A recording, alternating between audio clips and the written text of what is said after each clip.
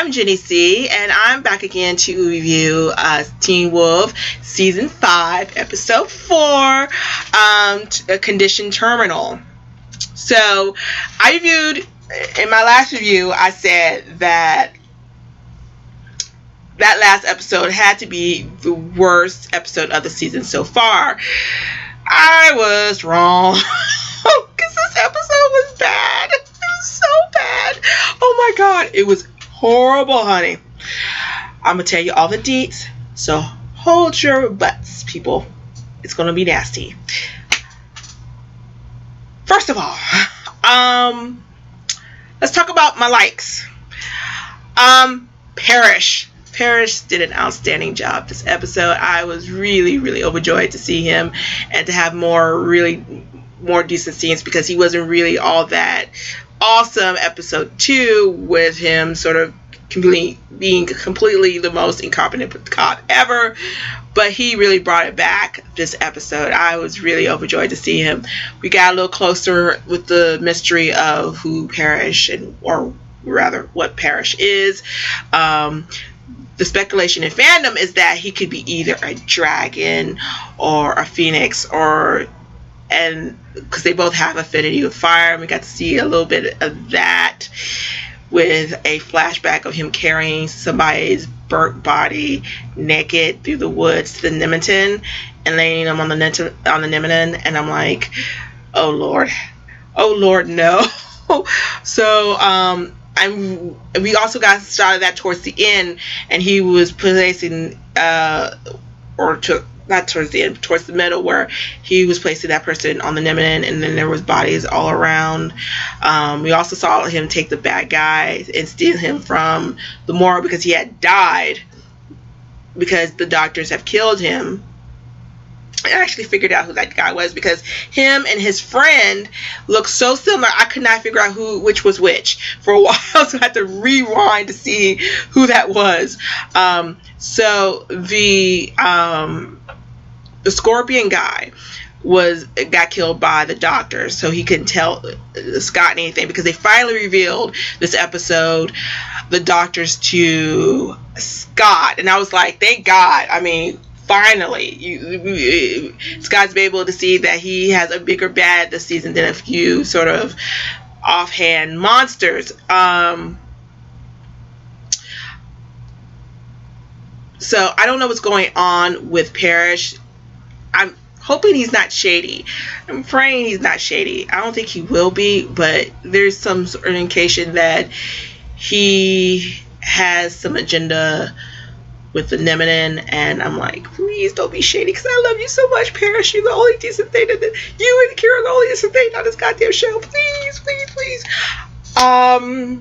Let's see. Kira kicking ass yet again. I love that girl with her belt sword and her kicking ass in the flames, because her and Parrish were both on flames this episode, and I was like, yes. She kicked ass. I don't know why Scott stopped for. Oh yeah, because he was a kid, and Scott's always like, we can bring him back, and I'm like, I don't think you can bring him back. I don't think you can. But we'll talk about that later. I also love Liam in this episode. Liam is such the puppy of the pack. It's so obvious, and I'm just like, oh, we need to just take you out of Beacon Hills and run. Because my heart goes with him, because he's trying so hard, and he's just, and he's just like floundering because he's a teenager, and he's, he doesn't know what to do, and it's so obvious that he's so sort of lost and sort of meandering through things, and my heart goes out to him. Another person my heart goes out to is the sheriff. Again, I've always loved Sheriff Stilinski. He is one of my favorite characters, him and Melissa. We didn't get to see any sort of Martin and Mrs. Natalie Martin and the sheriff scenes, because Natalie Martin was worried about her daughter, and we'll talk about that later. we did get to see Melissa, and I was like, yay, Melissa's awesome as usual. She is awesome and made of win, and she just goes with it. And I just like, I love you. You need to hook up with the sheriff now. That's never going to happen, apparently, or I would be surprised if that happened, because, you know, Teen Wolf and its writers and its executive producer loves pissing on the hopes and dreams of fandom. So I wouldn't be surprised that he does end up with Natalie Martin, which will make me mad, and I'll be ranting here on another video about that if that does happen. My dislikes used to be way back when my likes actually outdid the dislikes, but this season is not that season. Oh, so many dislikes, so many time. Oh, never mind. So many dislikes, so little time. First one was the torture shit. Oh my God, stop it with the torture, okay? Torture is not fun. Is not fun. It's not need to be used with sort of a offhandedness or without it being meaningful, because it looks like just gratuitous sort of horror and gore without it being anywhere near meaningful in the plot, or, you know, because I'm at the point where it was cool maybe first episode because it sort of shocked me, but now it's just getting really, really old, because it's just, they're doing it for shock value and it's obvious, and it's just like, stop. You're never going to be American Horror Story. Just stop. Okay? Because only American Horror Story and maybe Hannibal can get away with that shit. Not you. Okay? You're our teeny boppy show on MTV. Please stop. Okay? I actually got a tweet about this, about, you know, there being, you know, needing to be a trigger warning, and I totally agree, because I wouldn't let I have a 10-year-old girl, and she's preteen, and she's starting to get into, or she's been into sort of the Joe Jonas and Jonas Brothers and One Direction and blah blah blah blah blah. I would not let her watch this at all, even if she was like 16, 15, 17. I'd be like, no, you cannot watch that. It's just the way that they use torture in this, especially this season, but in the show, it's ridiculous, and it's hammy, and it's over the top, and it's just for shock value. And I'm like, this is not the horror genre. I mean, seriously, know your genre, know your audience. Parents are not going to let their kids watch this crap if you're going to go this into torture and gore. This is not going to, I mean, seriously, enough is enough. So stop it. We've already been shocked. Stop it. A couple of, oh my God, Malia this episode. Malia once again stole the spotlight from Styles. She does that a lot. She did that last season, I heard. Stealing the spotlight from Styles and from Lydia and from Derek, and she once again is stealing the spotlight. I mean, she's playing detective, and that's normally Styles' job. It's always been his job. Yeah, it's not her to figure out that their main bad guys are the doctors. It's Malia. That's stupid. And OOC, stop it. And then they do it in the worst way, that is, she finds a book and it says the Dread Doctors, and I'm like, the hell is this shit? It's so Deus Ex Machina. It really is. I mean, it's like, it's so convenient and contrived and just hand-fisted, and I'm just like, no. Instead of her using her brain, putting clues together to figure out that the big bad this season is the doctors, they put a book on Tracy's desk, and she goes into Tracy's room to look for clues, and there should be a note about Tracy wanting this book and the Dread Doctors that look exactly like our doctors from the our big bads from the season. And I was so pissed off because it was just ridiculous. I mean, Malia doesn't have two brain cells to rub together normally.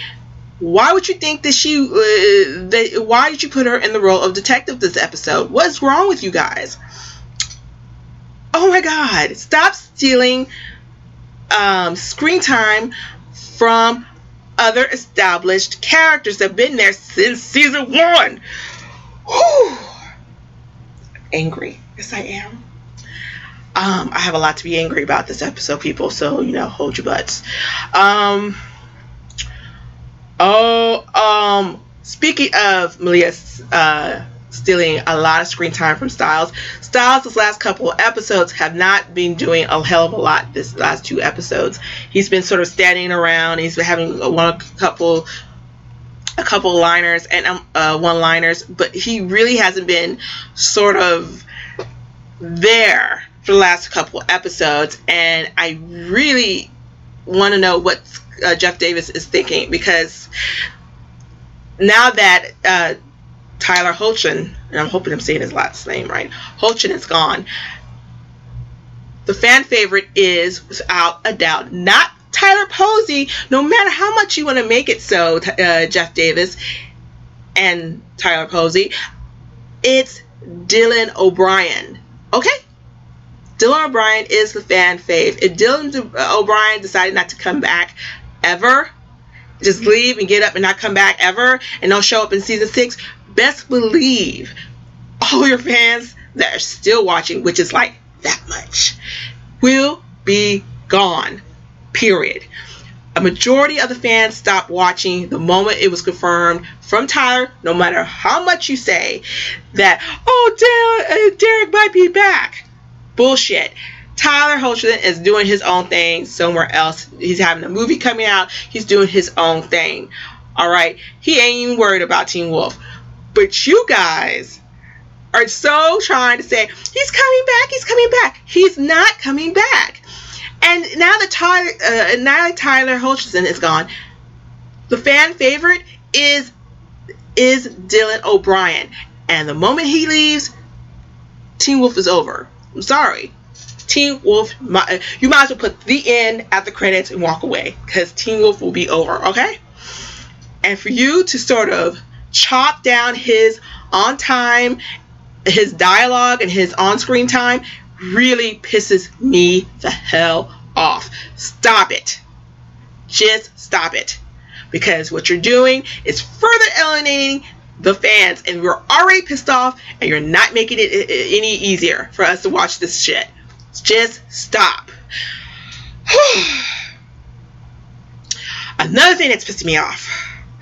I told you I had a lot. Oh my God. The go-go scene. We knew it was coming.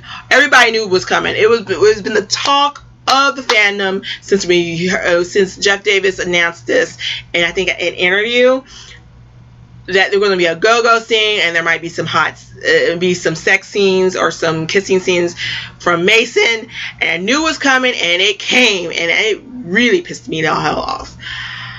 The go-go scene. It's obvious that the go-go scene had no business being there in the first place, because it didn't add anything to the plot. It wasn't even part of the plot. It wasn't even part of the overall plot of the episode. I mean, Mason was like, let's go ahead and get drunk and party, since, because we can't do anything. And I'm like, big shit is going down in Beacon Hills, and instead of partying, you can find a way to contribute to the pack, since you're in it. But that you're new and you're in it, and you're in the supernatural know-how. Oh my God, he didn't do anything but worry about getting laid through the whole episode. And I really am saying, how long are you thinking that we're going to sit here and take this shit? Really? It might have been cute, which it wasn't, episode 1, but we're 4 episodes in, and we have yet to see Mason contribute anything to the pack, contribute anything to the plot. He's ridiculous. He's a caricature at this moment. I mean, he's so thin. I mean, even Malia is more developed as a character than Mason at this point. Oh my God, and he's so annoying. Oh my God. Now, I don't like to hate on a brother, especially a gay brother. But oh my God, if that boy opened his mouth one more goddamn time, I will kill somebody. You know what? I'm all for diversity. All for diversity. I'm a lesbian, and and I'm very passionate about diversity in the media.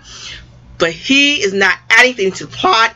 He is annoying, and I really want to just punch him somewhere and keep on going. Danny was never this annoying. Never. He was likable, and he had a great sense of humor. He was a great character, and he was gay. But Mason is fucking annoying, and I really wanted to take him and wring his neck or shave his manicured eyebrows. He's such a token character. They're talking about, oh, we're going to flesh him out this season. I have yet to see anything of the sort. No great characterization from him. We know nothing about what he likes, what he dislikes, other than dick. Give me a break. Oh, and then the go-go scene was obviously Jeff Davis flapping somewhere. Oh my God. He obviously flapped through that whole entire scene. That was it wasn't even fan service. It was author service. Oh my God. It was such wish fulfillment bullshit. I can't even tell you. I was so mad. I was like, what does this add to the plot? Period. At least when they had the rave scene in season 2 with Jackson, Erica, and Isaac, it added something to the plot. This added nothing to the plot. Nothing. And no, I'm not even counting that fight because that was really ridiculous. It was stupid. It came at the very last end of that scene. It came out of nowhere. Oh my God.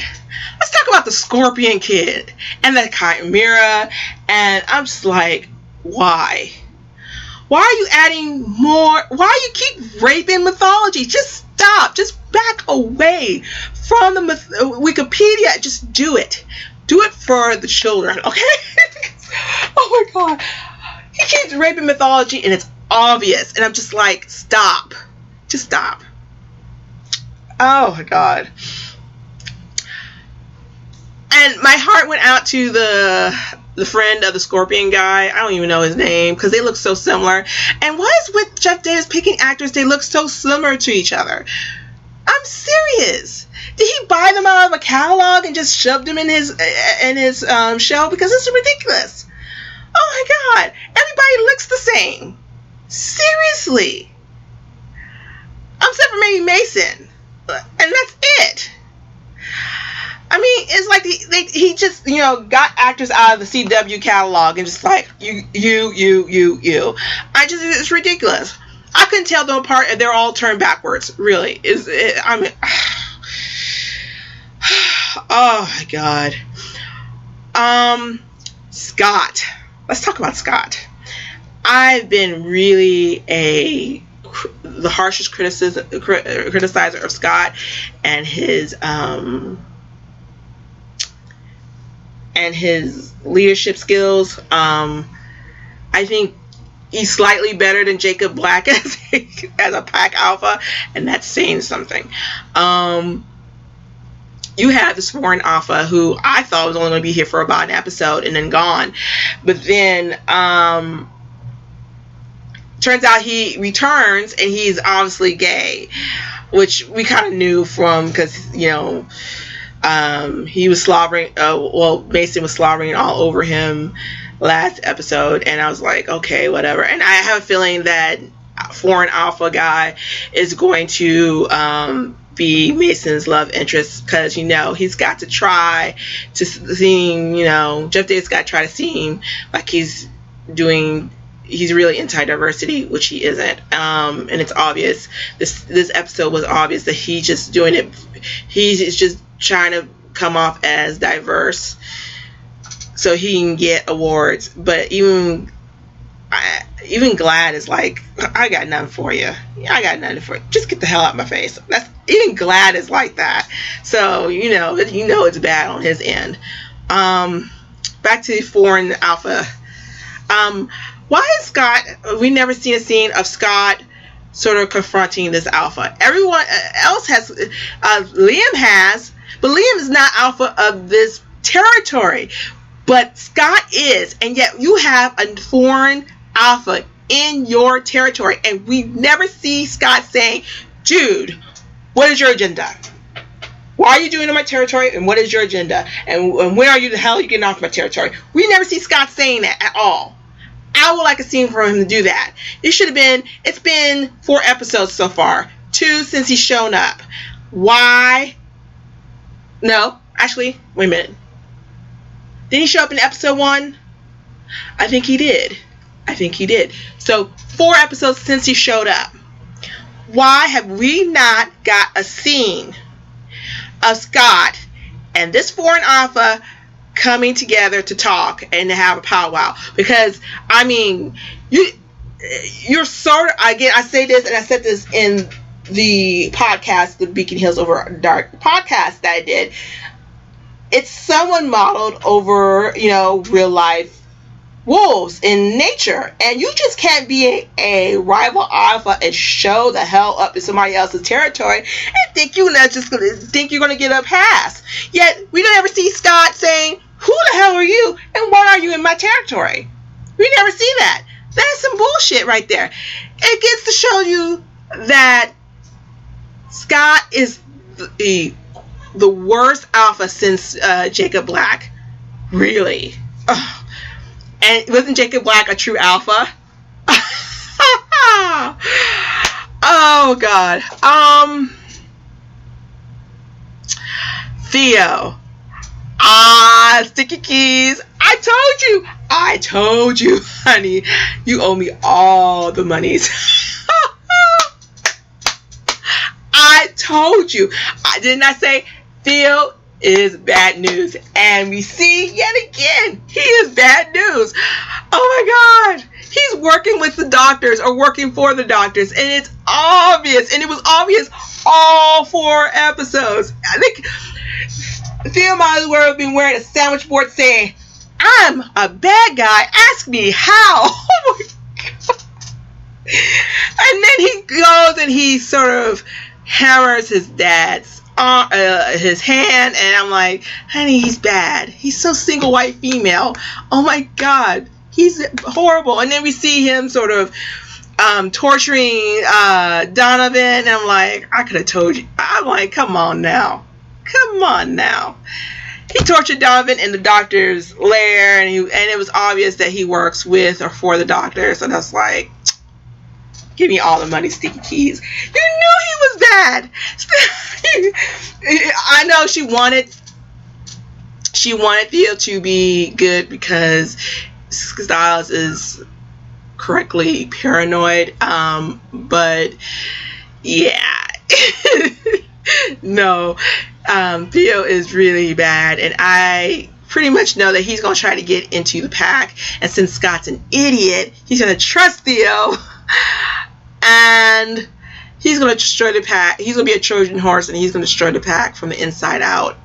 That's just the way it is. I already see it coming. The foreshadowing of the biology, we finally find out why we're concentrating so much on AP biology this year. And it's not because characterization point or anything like that. It's foreshadowing sort of the science element of this, or faux science element of this season, because Deaton confirmed, or Deaton said that somebody's trying to add science and magic together, and I'm like, ha ha ha, Buffy did it better. Oh my God, they did. Season 4 Buffy, get it. I'm serious. If you haven't seen it, get it. And tell me that Jeff Davis is not cribbing from season 4 of Buffy. I mean, seriously. He is so cribbing from Buffy, and you know it. It's not, I'm surprised we don't see like faux military people sort of experimenting on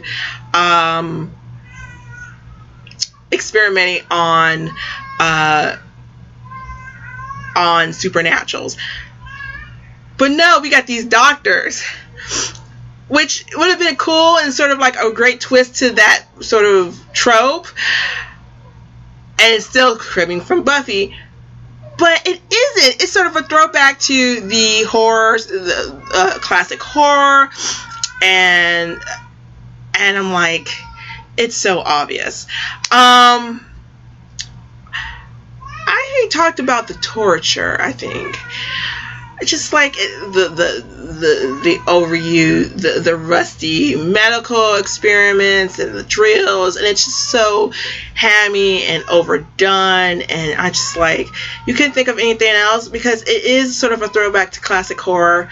My mom sort of is into classic horror, so I grew up on that, so I kind of know what I'm talking about, and it's just so stupid, because they're not doing it with any sort of respect, and sort of with anything, making it new and fresh. It's just over the top and hammy and overdone, and I just like, stop. Deaton leaving. Why are you leaving, dude?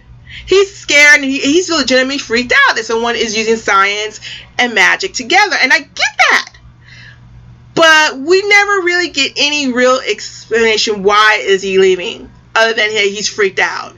Is he going to ask somebody else about this, or an expert about this? We never know. And this is like the worst time for him to be leaving anywhere. He's leaving for a few days. So he will be absent probably next episode. And I'm like, this is like the worst time for him to leave. Just like the Liam and Mason in the Go-Go scene. This is the worst time to be distracted with anything else. Although Dean isn't distracted, but he's still leaving. And shit just went down. He should not be leaving. He should stay his ass right here. And my last really big issue, I think, before I'm done with this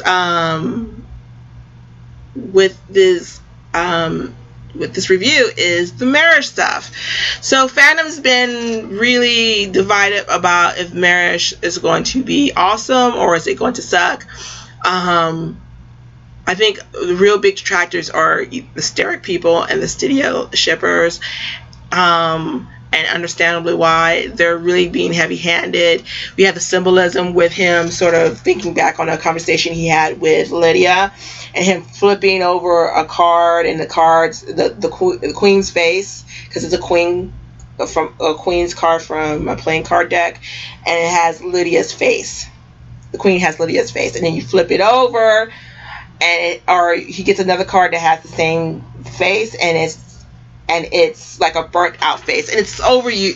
It's heavy-handed symbolism, and I'm just like, stop it. Just stop it. I want to ask Jeff Davis a question. Why can't you write a truly organic relationship? Why must you be heavy-handed? Why can't it just be like they have chemistry and you sort of, and it's organically, the relationship organically happens? Why you have to be heavy-handed with it? It's ridiculous. It's almost like she cannot be single. I know she was kind of single last season. I think she was kind of single last season. I'm not sure because I didn't watch last season. But it's like a woman in this universe cannot be single. And I'm like, why? Again, I would ask that, like Allison. Why did Allison and Scott, Allison and Isaac have to be together? Why couldn't she be single for a while? Why does a woman necessarily have to be paired up with anyone? I mean, I'd say this with CW. CW has this bad. I'm watching The Flash, and I have the same issue with Iris as I have with Lydia. Why do women necessarily, their only real true value that women have on television is who they're paired up with? I mean, it's ridiculous. It's one thing for fandom, because fandom is fandom. Everybody's looking into, everybody's into further subtext and overanalyzing. That's what fandom is. But your sort of Teen Wolf is geared, although you wouldn't know it by the content this season, it's geared towards teenagers. And you're giving the message that teenagers are not worth anything, especially teenage girls are not worth anything unless they're paired up with a man. And that is inherently wrong. So that's why I have an issue with marriage stuff. I don't necessarily have an issue with Lydia and Parrish being together, because I generally like Lydia and Parrish, although I will forever remain a Jackson Lydia shipper. Don't judge me. I really would support them canonly, if it was done right, but it's never done right. It's always heavy-handed and heavy-fisted, and I just let that happen organically. You know, you don't have to shove them in every scene, almost every scene they have together. You don't have to do that. We know that they have great chemistry together. You don't need to just, shove it in our faces over and over again. I mean, because it gets ridiculous, and it's just adding to the resentment that, studio people already have, because the season so far has been nothing but, Teen Wolf shitting on Stydia shippers so far. And so, no need to sort of piss them off more. You need us. We don't need you, because we can just switch over to a different channel and watch something else. We don't need you. You need us, though. And I don't understand why Teen Wolf and MTV is so determined to, piss off its viewers. Because you got casual viewers, but the people that stick with you are us, or it's fandom. It's people who are obsessed and who will come back week after week watching your show. And I don't understand why the Teen Wolf and Jeff Davis is so determined to piss us off. Because just stop it. It's like adding fuel to a fire. He just won't stop. I'm pretty much done with this episode review. I do plan on doing a review of episodes 1 through 6 of season 1 of Flash. I do, again, as I said with Iris, I have issues with Iris' storyline, because she must be paired with a guy at all costs, and it really pisses me off. I guess that's it. Thank you guys, especially you guys on Twitter. You're awesome. You made my enjoyment of this episode, this shitty episode, so better than it would have been if I was just watching it and I wasn't live tweeting it. So thank you again to I think it's Old Woman Joe and Shannon.